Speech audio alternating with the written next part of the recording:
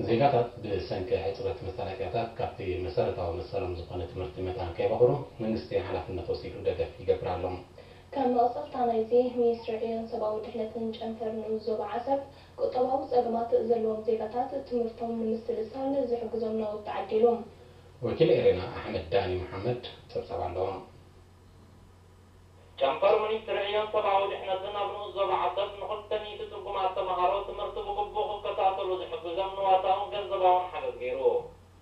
ሓገዝ ካብ ዝተገብረሎም ተምሃሮ ሕሴን ሓሰንን መሐመድ ዓሊ በሩን ንኤሬና ዝሃብዎ ሓበሬታ ሰላ ዝግበረሎም ቀጻሊ ደገፍን ሓገዝን ነቲ ናይ ትምህርቲ ዕድል ብግቡእ ይጥቀምሉ ከም ዘለዎ ሓቢሮም ንሳቶም ኣስዒቦም ዝግበረሎም ሓገዝ ኪኖ ምርግጋት ተሳታፍነቶም ኣብ መዓዲ ትምህርቲ ነብሰ ምትእምማን ኣጥርዮም ከም ኩሉ ዜጋ ተወዳዲሮም ብሉፃት ንክኾኑ ዘተባብዖምን ሓላፍነት ዘተርክሞምን ምዃኑ ብምሕባር ብሉፅ ውፅኢት ንምምዝጋብ ፃዕሮም ከም ዘሕይሉ ኣነፂሮም ካብ ወለዲ ወይዘሮ ኣልማዝ ገብረ እግዚኣብሄር ብወገና ሰላም ትርጉማት ወገናቱ ዝፀውሩን ዝሕግዝን መንግስቲ ብዝኽትምና ይኹን ካልእ ሽግር ኣይተፀገምናን ድሕሪ ምባል ካብ ትምህርቲ ዝርከብ ረብሓ ዓብዪ ብምዃኑ ደቆም ካብ ትምህርቲ ከይበኽሩ ዝግበር ዘሎ ሓገዛት ምርኣያ ሓልዮት መንግስቲ ብልዕሊ ዜጋታቱ ምዃኑ ግሪሃ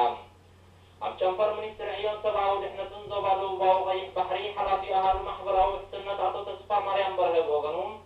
ፀገማት ንዘለዎም ዜጋታት ስሩዕ መነባብሮ ንኽመርሑ ምድግጋፎም ብዕቱብ ዝስርሓሉ ዘሎ ምዃኑ ብምጥቃስ እዚ ንተምሃሮ ተዋሂቡ ዘሎ ሓገዝ መቐፀልታ ናይቲ ቅድሚ ሕጂ ክግበር ዝፀኒሐ ከም ዝኾነ ኣረዲኡ ምስ መወዳእታ ደገፍ ዝተገብረሎም ትርጉማት ተምሃሮ ብዝወሃቦም ሓገዛት ተተባቢዖም ትምህርቶም ብግቡእ ክከታተሉ ንዒሉ ተምሃሮ ብዘለዎም ማሕበራዊ ፀገማት ካብ መኣዲ ትምህርቲ ከይኩለፉ ዝወሃቡ ዘለዎ ሓገዛት ኤርትራ ርኹባትን ስኡናትን ብማዕረ ተጠቀምቲ ኩሉ ዕድላት ዝኾኑላ ሃገር ምዃና ምስክር እዮም ኣሕመድ ዳኒ መሐመድ ካብ ዓሰብ